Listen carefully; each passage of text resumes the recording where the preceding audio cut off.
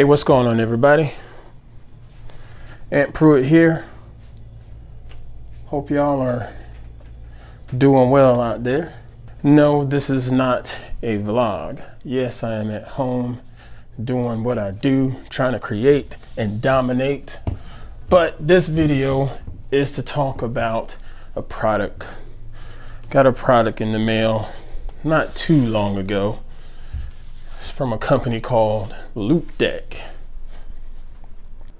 What's a Loupedeck? Well, a Loupedeck is a device that you use strictly with Adobe Lightroom, and you can connect it to your computer or to your laptop via USB.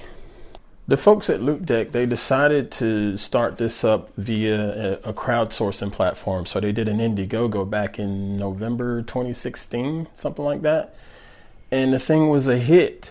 People just jumped all over it and forked out the money for it, and it got funded. I believe they ended up getting like 450% over their goal, so it was pretty popular when they came up with the concept. Loupedeck's whole take is you'll be able to use their device with Adobe Lightroom, and it'll make your editing a lot more efficient and a lot faster. So if you're able to edit more photos, you're able to get more gigs and do more, so I like that idea of being able to get more done. But is it really that good? Let me tell you. Okay, so when you sit down with the Loupedeck, again, it's not terribly large. It's about the size of a standard size keyboard.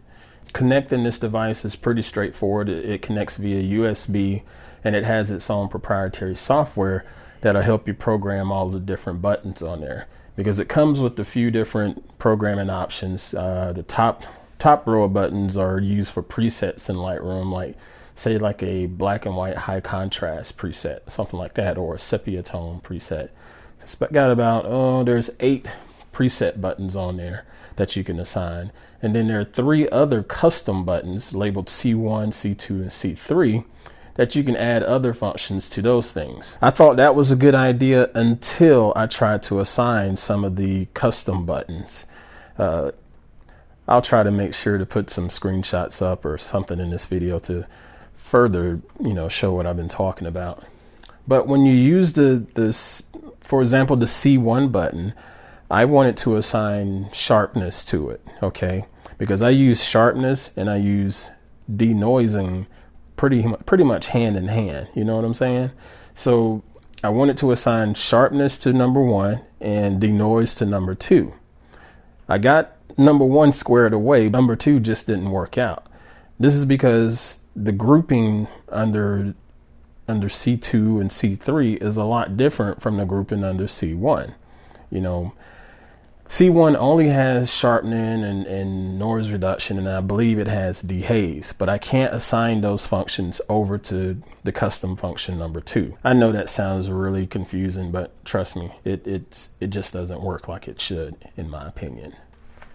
So that right there bugged me a little bit. I tried to work around it, and I ended up using my mouse a little more than I needed to based on whatever function that I was doing. In addition to having all of those knobs and wheels and stuff on it, there are a few buttons that have different functions assigned to them, such as the undo, the copy, redo. I'm just looking at the thing right now because I don't have them memorized. Before and after, and even an export button.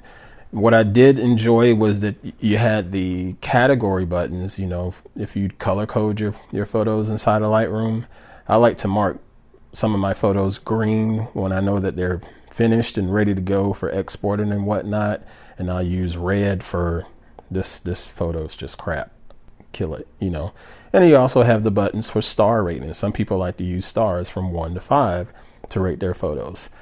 Those are good things inside of this Loupedeck functionality. I really like that. Okay, I previously mentioned, having buttons on here like this adjustment brush button, but you also have these hue, saturation, and luminance buttons. Inside of Lightroom, those are some options about 3/4 of the way down on the right-hand side of the menu. And you use them in conjunction with whatever color that you're trying to adjust on the screen. So of course you have these little spinning knobs based on the colors in front of you, and it only works when you press one of these buttons here. So if I was to want to look at the hue, I'd hit this hue button, and this little LED would light up to let me know that I'm only dealing with the hues inside of the HSL menu. Okay, so the adjustment brush on side of the Loupedeck, I'm not really sure why that button is there, because what happens is you tap it and the brush activates inside of Lightroom, but you can't really move your brush around because that's something you have to use a mouse for. You end up taking your hands off of the Loupedeck and going back to your primary input device, which in most cases is a mouse. I didn't really care for that, but then again, at the same time, I don't think they could do anything about that because of the nature of the Adobe software.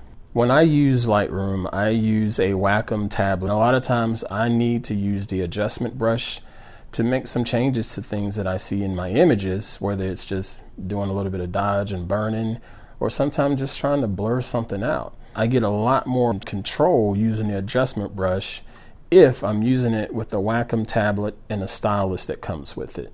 Having the Loupedeck really takes that functionality away from me unless I install the Loupedeck and install my Wacom tablet. So I just end up with two different devices on my desk to do this whole editing workflow.